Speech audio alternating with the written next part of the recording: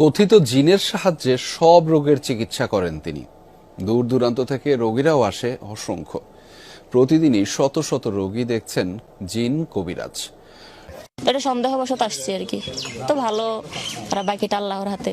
হাতে একটা টিউমার হয়েছিল এখানে, তো হওয়ার পরে ওনার কাছে আসলাম। ওনার কাছে আসার পরে উনি একটা কাঁচা জিংলা দিয়া, যেটা বাসার কাছে আমি যেতে পারি ভালো। মনে করেন যে অনেকের যে বউ চলে জায়গা একটা ছেলের সঙ্গে, অনেকের প্রেম ভালোবাসায় ব্যর্থতা আছে, তাদের আমি 72 ঘন্টার ভিতরে ইনশাআল্লাহ রহমতে 72 ঘন্টার ভিতরে সমাধান করে দিই। অনেকের জিনে ধরে ফেলাইছে, অনেকের জায়গা মিলে মামলা, অনেকের শত্রু বাড়িতে, অনেকের ভাই বোনে ভাইতাই মিল নাই, ঠিক আছে, সেগুলো আমি কাজ করে দিই। আমি কাজে বিশ্বাসী, আমি কাজ করবো, পরে আপনি আমরা খুশি করবেন, ঠিক আছে, এই আমার কথা। সুপ্রিয় দর্শক, আসসালামু আলাইকুম। দেশ ও প্রবাসে যে যেখানে আছেন আপনাদের প্রত্যেককে শুভেচ্ছা জানিয়ে শুরু করছি আজকের প্রতিবেদন। আজ আমরা কথা বলবো কবিরাজ ময়নুল ইসলাম সাহেবের সাথে। জানবো তার কি কি বিষয়ে কবিরাজি ট্রিটমেন্ট দিয়ে থাকেন এবং কি অবস্থায় চলছে তার কবিরাজি। চলুন কথা বলি তার সাথে। আসসালামু আলাইকুম ভাই। ওয়ালাইকুম আসসালাম। কেমন আছেন আপনি? হ্যাঁ, ভালো আছি ইনশাআল্লাহ, আপনাদের দোয়ায়। তা কি অবস্থা, কেমন চলতেছে আপনার?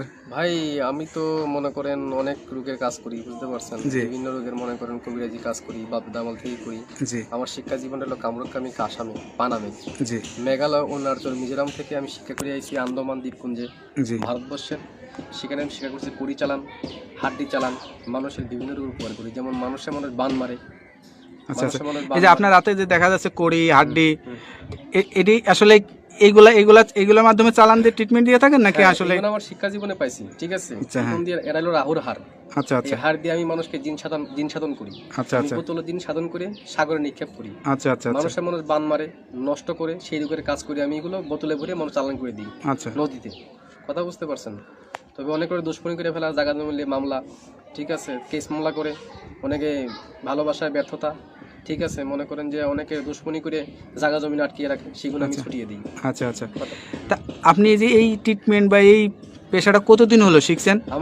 আমার বয়স হয়ে গেছে প্রায় 30-35 বছর। আচ্ছা আচ্ছা, এই পেশাটা কি আপনার বাপ দাদার পেশা থেকে আপনারা আসছেন নাকি আপনি শিখছেন? আমার বাবাও ছিল কবিরাজ, ঠিক আছে, আমার দাদাও ছিল কবিরাজ। তারা ভারতবর্ষে থাকতো, ত্রিপুরা রাজ্য, মেঘালয়, অরুণাচল, মিজোরাম, নাগাল্যান্ড থেকে শিক্ষা করে বাংলাদেশে আসি। বাংলাদেশে আমাদের বাড়ি, ঠিক আছে। আপনার জন্মস্থান কি বাংলাদেশেই? আমার জন্মস্থান ভারতবর্ষে।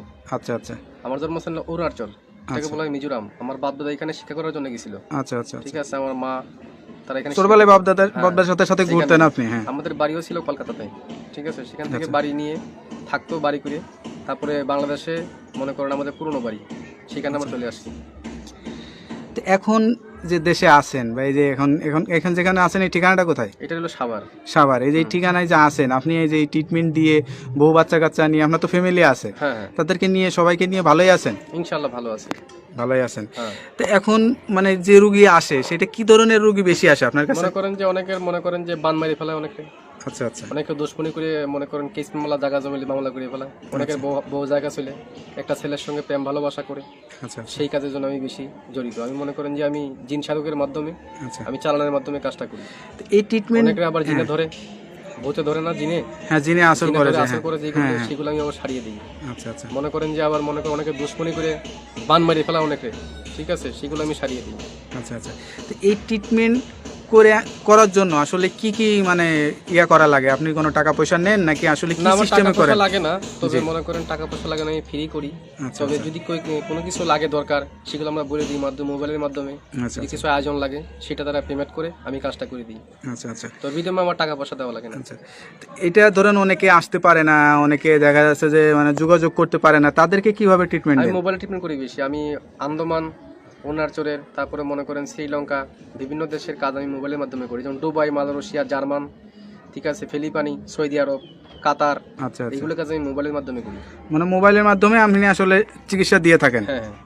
আচ্ছা, তো এইটার জন্য কি কি লাগে, কি ধরনের মানে লাগে? যার যার কাজের সেই সব যেমন আয়োজন লাগে, সেগুলো আমি দিয়ে করি। মনে করেন এক একটা কাজের একটা ধারা আছে। আচ্ছা আচ্ছা, একটা কাজের একটা ধারা, সেই ধারা অনুযায়ী কাজটা করতে হয় আমার। এবার কার কোন লাগে, তার কি নাম, বয়স, কিরকম গায়ের রং, কিরকম উচ্চতা, এগুলো দেখে আমি কাজ করতে হবে, তার আয়োজনটা বলতে হবে। তো এই যে ধরেন এখন আসলে যে যুগ জামানায়, এই যুগ জামানায় আসলে কিন্তু কবিরাজের উপরে মানুষের আস্থাটা হারিয়ে যাচ্ছে, এটার কারণ কি? অনেক যে মনে করেন যে ধান্দামি কবিরাজ বাড়িছে, ঠিক আছে, নাম ভাঙিয়ে তারা খায়, বিভিন্ন কাজকর্মে ব্যাফল হয়, তার জন্য ভালো ভালো কবিরাজের দুর্নাম হইতেছে।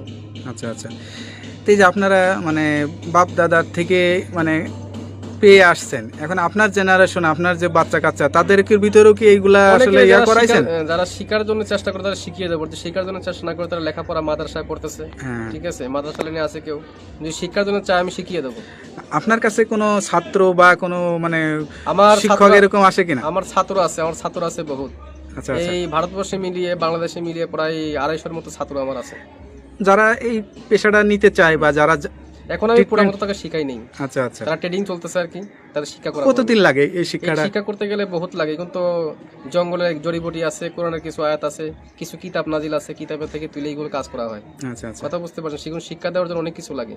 যারা আলেম ওলামা আছে তাবিজ কবজ দেয়, ঠিক আছে, মনে করেন তারা অনেক করতে পারে না, বড় বড় মাওলানা আমার কাছে আসে, ভালো ভালো ডিপার্টমেন্টের লোক আমার কাছে আসে।